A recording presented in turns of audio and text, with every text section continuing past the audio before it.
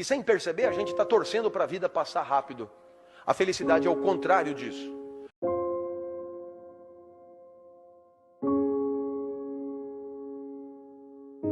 A felicidade dos gregos é essa: um instante de vida que vale por ele mesmo. É fácil dar exemplo do que a felicidade não é. Eu fui jantar na casa de um amigo domingo, e o filho dele estava estudando matemática. E eu perguntei para o menino: pô, cara, estudando matemática domingo? E ele podia ter dito: tio, olha que tesão de equações. Quanto mais embaçada, melhor. Isso aqui é do resolver. Eu sempre resolvo 50 antes de dormir. Mas não foi o que ele falou. Ele falou: eu tenho que tirar 7,5 amanhã na prova. Então eu tenho que fazer essa merda dessa lista, senão eu tô fudido. E aí você podia pensar: se ele vendeu domingo por causa de segunda na prova, ele vai exultar, ele vai delirar na prova. E o menino falou: bem que meu pai falou que o senhor sempre foi meio doido. Eu só preciso tirar 7,5. E eu falei: 7,5 para quê? Ele: para passar de ano, ué. A única coisa que me importa, tio, é passar de ano. E quando o ano que vem chegar, o menino dirá a mesma coisa: passar de ano. Essa é a escola da tristeza, em que você fica ali esperando o ano que vem chegar, esperando o ano acabar, esperando a vida acabar. A escola da tristeza é ótima, na verdade, porque ela prepara o profissional. Ela prepara o profissional para viver o trabalho da tristeza. Aquele que você espera 30 dias por causa do 5º dia útil. Aquele que você vende a vida por causa do salário. A escola da tristeza é a melhor preparação para a vida triste. A felicidade é um instante de vida que vale por si só. Até os 13 anos eu vivi muito mal. Eu era um CDF ortodoxo, hoje chama de nerd. Tirava 10 em tudo, mas não vibrava com nada. Meu pai tentava, me levava no Morumbi para ver jogo. E ele tinha que me avisar que foi gol. E aí eu vibrava para ele não ficar chateado. E ele: dos caras, cala a boca que nós vamos apanhar. Meu pai também me levava em escola de arte, né? Argila, pintura, guache, origami. Origami é o pior de todos. Uma folhinha de papel, 600 dobras na ordem certa. E aí tem um passarinho que você chucha no rabo, ele abana os dados. Se você errou uma dobra, fudeu o passarinho. E eles ainda chamam de passarinho da felicidade. A mulher chamou meu pai com uma semana e disse: olha, com seu filho aqui são 4 tipos de aluno. Super talentosos que adoram isso aqui, outros que não têm tanto talento, mas também adoram isso aqui, outros que não têm talento nenhum, mas estão aí se divertindo. E o seu filho, ele não é daqui, pode levar ele embora. Aos 13 anos, o professor de geografia entrou, disse que não ia dar aula. O curso seria só de seminários, e para mim caiu o petróleo. Então, eu me preparei, e chegou o meu dia. Subi no palquinho dos jesuítas de São Paulo, olhei para a classe, aquilo estava coalhado de gente. Comigo não tinha bullying, gostavam de mim. Conversar comigo era como ir ao zoológico, uma experiência diferente. Veio gente de outras classes para assistir. Aquilo, gente de pé. E pela primeira vez, ouça-me, pela primeira vez foi legal estar aonde eu estava. Pergunto: é preciso ser filósofo para entender o que os gregos chamavam de felicidade? Eu vou repetir: foi legal estar aonde eu estava. Pela primeira vez em 13 anos. Por quê? Porque até então eu sempre esperava acabar. Esperava a aula acabar, esperava o treino acabar, esperava a aula de arte acabar, esperava... Ali não, eu não queria que acabasse. E para não acabar, eu não começava. E olhava para todos. Esse cara é mais doido do que eu imaginava. O professor se irritou, o senhor engoliu a língua, eu tive que começar. E cheio de entusiasmo, falei tudo o que eu sabia em 15 minutos. E um amigo levantou a mão e disse: professor, deixa ele continuar falando, é tão legal o jeito que ele fala. E o professor disse: ele tem 50 minutos para falar, ele que fale. E a bola veio para mim. A bola do Muricy veio para mim. Quando a bola vem para você: e aí, velhinho, vai viver como? Você é livre, decide. Eu não sabia mais nada para dizer. Se eu fosse respeitar a geografia, eu tinha que dizer: eu não sei mais nada. Mas o meu corpo dizia: 13 anos de uma vida de merda, agora que tá do não sai daí. Mas eu não tenho mais nada para dizer, inventa qualquer coisa, mas não sai daí. Então eu decidi inventar sobre o petróleo. Lembrei do meu pai. Meu pai nunca passou na porta de uma faculdade. Mas o meu pai dizia coisas que depois eu encontrei na mais sofisticada filosofia.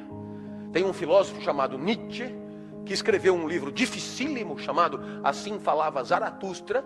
E o Zaratustra tem uma hora que ele diz mais ou menos assim: leva o tempo que for para perceber qual é a tua praia. Leva o tempo que for para perceber qual é o teu lugar. Mas depois que você descobriu, não recue ante nenhum pretexto. E o meu pai dizia: para trás nem para pegar impulso. E sempre com carinho. Aplaudir. E depois sempre com carinho, seu... Eu lembrei do meu pai e comecei. Até aqui eu falei das diversas bacias petrolíferas pelo mundo, está no livro de vocês, eu não vou me estender. A partir de agora eu vou tratar de um outro tema, mais fino, mais sofisticado, que é a qualidade do petróleo. Tem petróleo bom e tem petróleo que não presta. Anotem porque vai cair no vestibular. Eu olhei para trás e vi que o professor arriou os óculos, velho. Eu tive medo. Mas eu lembrei do meu pai, seu Ali não podia mais voltar, então eu me empertiguei mais e comecei. Todo mundo sabe que o melhor petróleo do mundo é o petróleo da Romênia. Começaram a anotar.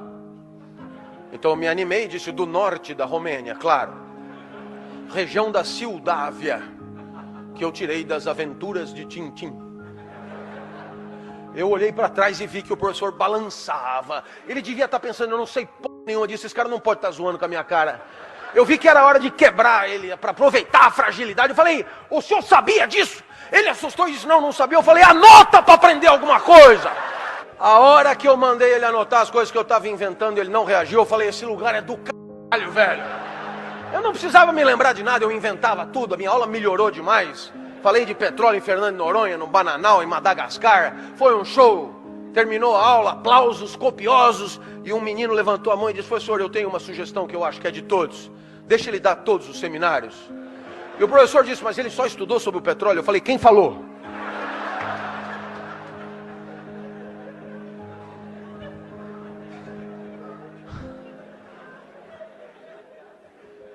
Eu saí dali correndo, fui encontrar o Fusca branco do meu pai. E o meu pai me viu correndo pela primeira vez. Eu nem andava, eu me arrastava. Ele me viu correndo. O que aconteceu? Eu comecei a contar o que tinha acontecido e meu pai entendeu. A vida tinha valido a pena ser vivida naquele lugar. Um instante de vida que valeu a pena viver ali, dando aula. Lição para toda a vida. Um lugar que é o meu. César Cielo, 50 livre. Eu na sala de aula. O senhor se acha? Não é uma questão de dar bem aula. Questão de ser feliz dando aula é outra coisa. É quando vale a pena estar ali, mesmo que não tenha salário, mesmo que não tenha aplauso, mesmo que não tenha recompensa, mesmo que não tenha nada, como de fato não tem. O que eu vou fazer se a vida só é boa ali, dando aula, com um monte de gente assistindo? E você dirá: professor, e essa felicidade que o senhor fala, para o senhor é o quê? Eu poderia terminar aqui a minha palestra com essa para você. Existe uma coisa que é a alegria. Alegria é quando você ganha potência de agir. É Spinoza que define: passagem para um estado mais potente do próprio ser. Eu acordo de manhã, a minha energia para viver é muito baixa. Acordei hoje às 4, por exemplo. Eu sentei na cama e lembrei: Cumbica, Salvador, Cumbica e USP ainda. Falei: nossa, velho. Aí a minha mulher, sabe como é 25 anos de matrimônio? Já houve um tempo que ela dizia: fica mais um pouquinho. Agora ela diz: não vá se atrasar. E com o pé assim.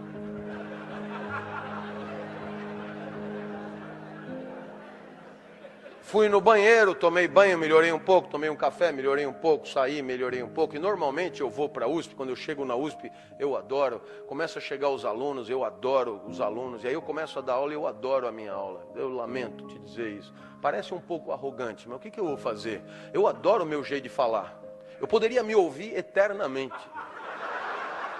É impressionante como eu entendo quando eu explico. Então às 10 horas da manhã eu estou em cima da mesa gritando. E você perguntará, o que aconteceu entre 5 e 10 da manhã? Resposta de Spinoza, alegria, passagem para um estado mais potente do próprio ser. Do próprio ser. Claro que não é sempre assim. 10 horas da manhã abre a porta, é a mulher do departamento, secretária, a mulher medonha. E ela diz, os outros professores estão reclamando que o senhor grita muito. Pergunto, para onde foi a minha potência de agir?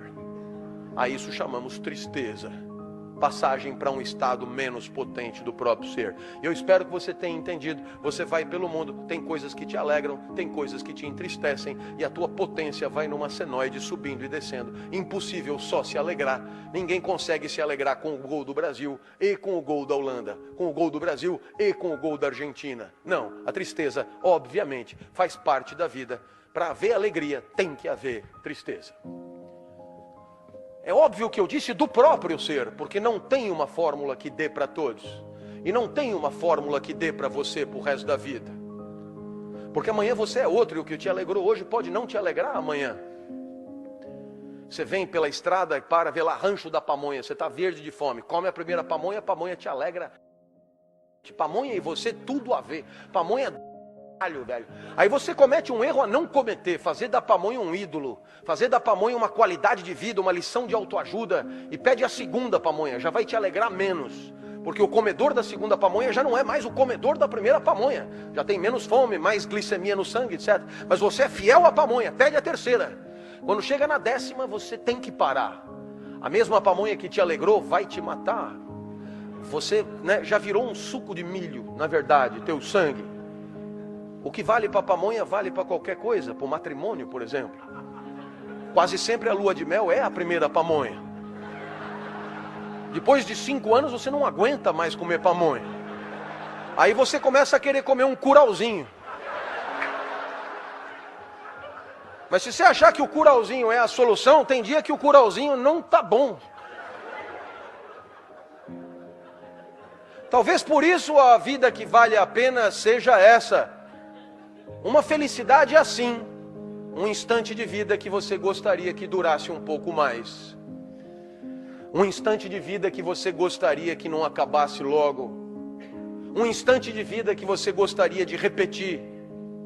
Professor, o que um instante de vida tem que ter para ser feliz? Isso que eu estou te dizendo. E quem é que fala isso? Eu. Dessa vez não é nem Platão, nem Aristóteles, nem Nietzsche, nem Rousseau, sou eu. E o senhor quem é? Clóvis, muito prazer. É que eu não morri ainda, não virei clássico. Mas ainda assim, eu tenho o meu palpite para te dar. Se você quer saber se aquele instante está valendo a pena, pergunte-se se você gostaria que ele durasse um pouco mais. A vida é boa quando você torce para ela não acabar.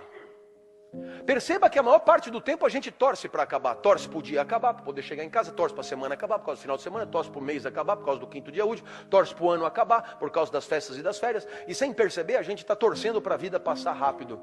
A felicidade é o contrário disso.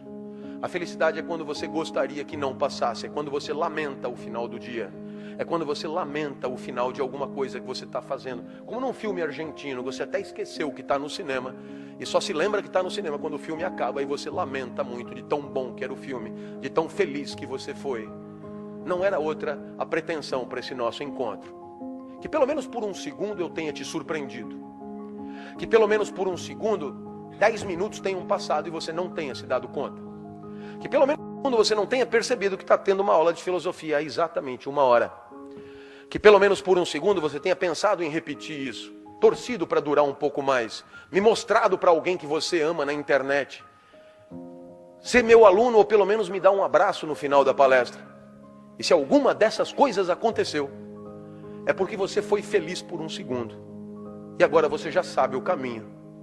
A vida vale a pena quando você torce para ela não acabar.